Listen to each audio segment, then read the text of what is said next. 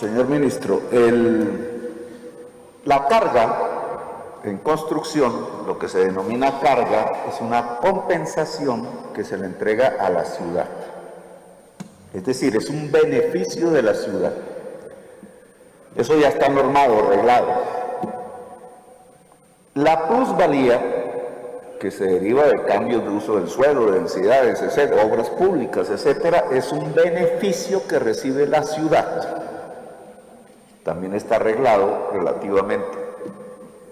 Usted cambia un beneficio que recibe la ciudad, que es plusvalía, por carga.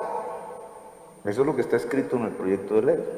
Es decir, por otro beneficio que recibe la ciudad, usted reemplaza ese beneficio para disminuir la carga. Porque se financia con recurso público. La carga se financia con recurso público. Eso no es válido hoy en la legislación colombiana. ¿Por qué? La carga es un pago en especie, que es en espacio público, también podría ser en dinero. Es un pago que hace el constructor a la ciudad por permitirle hacer un proyecto rentable, que se mide en espacio público. Si usted coge la plusvalía, que es del erario, para reemplazar la carga, usted está subsidiando al gran constructor. Y eso es lo que yo leí en el proyecto de ley de ustedes. La posibilidad de reemplazar las plusvalías por la carga. No le voy a discutir que un municipio pudiera decir no voy a aceptar, no voy a recibir la plusvalía, dame unas obras por allá lejos, o en algún parte. Cómpreme la reserva forestal Tomás Van der Hamen, por ejemplo, para ponerlo en términos de Bogotá. Eso es un problema diferente. De hecho, si se permite construcción en el área norte de Bogotá, las cargas y los pagos que harían los constructores podrían, en lugar de recibirlo el distrito, recibirlo en tierra de la reserva Tomás Van der Hamen. Pero es que lo que está escrito en el proyecto de ley no es eso, sino que se puede usar la plusvalía, es decir, un recurso público, para disminuir la carga del constructor. Y eso sí es una transferencia hacia un sector poderoso. Segundo, los megaproyectos, el nombre que le pusieron ahí, que son megaproyectos de vivienda que designa, dice usted, por decreto, que es exactamente como se configuró Soacha, Ciudad Bolívar, decretos que fueron demandados, peleados, etcétera, y que la ciudadanía de Soacha rechaza. Pero esto ahora en cualquier punto del país, esos megaproyectos, porque ¿qué es lo que dice la legislación hoy? Si se hace un plan de ordenamiento territorial, el municipio, el alcalde entrega su proyecto a la corporación y si hay contradicción, el Ministerio del Medio Ambiente resuelve. Así fue como apareció la reserva Tomás Van der Hamen. Esa es la legislación, pero del plan de ordenamiento territorial, todo. ¿Qué es lo que está en su proyecto de ley que se vuelve ley? Que si hay un megaproyecto y la autoridad municipal ambiental dice que no, porque no cuadra con el POT, por ejemplo, entonces lo resuelve el ministro de Medio Ambiente. Es decir, el ministro de Medio Ambiente coge poder para transformar el plan de ordenamiento. Coge poder para reformar el plan de ordenamiento territorial ya aprobado, ya concertado con la autoridad ambiental. Destruye el plan de ordenamiento territorial. ¿Por qué? ¿Para qué? Pues para hacer un megaproyecto de un constructor o de varios constructores. Es supeditar la normatividad vigente de autonomía municipal, de planeación de ordenamiento territorial al interés particular de un gran constructor. Bajo ese, por ejemplo, con ese artículo, los actuales especuladores inmobiliarios que hay en la reserva Tomás Van der Hamen, no voy a poner ese ejemplo, pero podrían presentar un proyecto allí de vivienda, de construcción, como la autoridad municipal va a decir que no, entonces lo resuelve el ministro de Medio Ambiente. Y si el ministro de Medio Ambiente se pliega al interés particular, se acabó el peote. Bueno, esa es la segunda inquietud que está allí trazada en el proyecto de ustedes. Señor ministro Jonathan Malagón, por favor.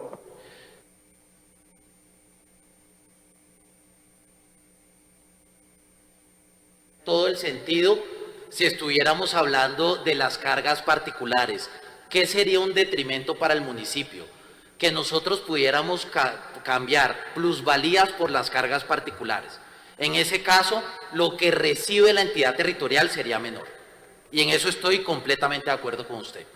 Sin embargo, es muy importante puntualizar que el espíritu de este artículo y su redacción es sobre las cargas generales. Las cargas generales no son las cargas imputables al constructor. Las cargas generales son las cargas establecidas en el POT imputable a la entidad territorial.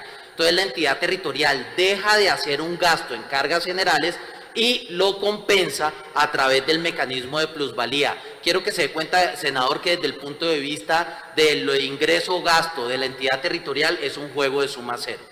Bajo ninguna circunstancia nosotros promoveríamos un artículo que traiga consigo cruzar plusvalías con cargas particulares, porque sería abiertamente un beneficio para el constructor en detrimento de la entidad territorial.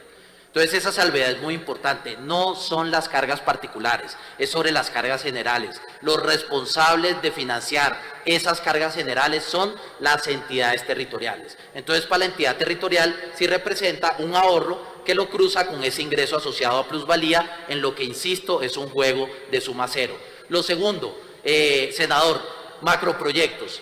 Es muy importante saber que ese estatuto antitrámites, que ese decreto ley que hoy ya está vigente, hace referencia de manera explícita a los macroproyectos de primera generación.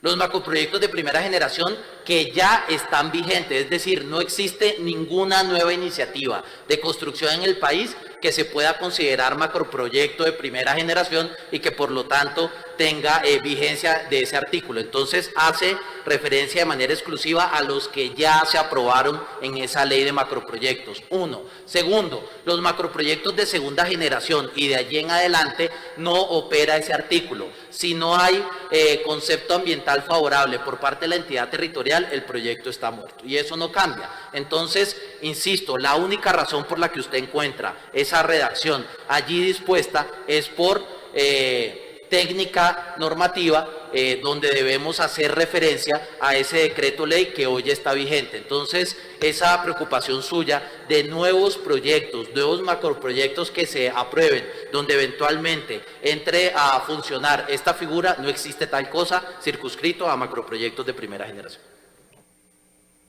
Senador John Milton Rodríguez, por favor. Gracias, presidente.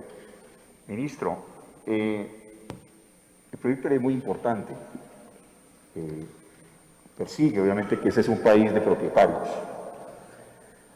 Pero tiene que haber, específicamente, considero, en el proyecto, algo que marque claramente esa transferencia de ser arrendatario a ser propietario y generar ese marco legal de acompañamiento al ciudadano para que deje la condición de arrendatario a propietario con el canon de arrendamiento. Y en ese sentido, le hemos radicado una proposición para que quede así específico dentro del proyecto de ley, sobre todo en el artículo 30, que nos permite a nosotros darle esa garantía de que lo que persigue el proyecto de ley, pues obviamente quede evidenciado. Un país de propietarios pasa a arrendatarios a propietarios. Entonces, quisiera que pudiéramos revisar y considerar eso en la definición del artículo 30, un parágrafo muy sencillo que nos permita dar esa garantía a los ciudadanos. Sí, señor, la revisaremos la redacción.